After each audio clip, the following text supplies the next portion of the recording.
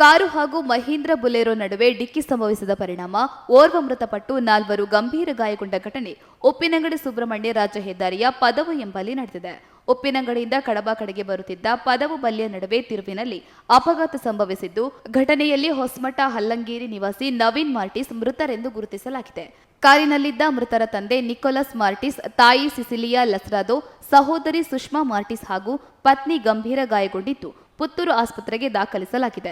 ಈ ಸಂದರ್ಭದಲ್ಲಿ ಉಪ್ಪಿನಂಗಡಿ ವೃತ್ತ ನಿರೀಕ್ಷಕ ಉಮೇಶ್ ಉಪ್ಪಳಿಕೆ ಗಾಯಾಳುಗಳನ್ನು ತಮ್ಮ ಇಲಾಖಾ ವಾಹನದಲ್ಲಿ ಆಸ್ಪತ್ರೆಗೆ ಸಾಗಿಸಲು ನೆರವಾದರು.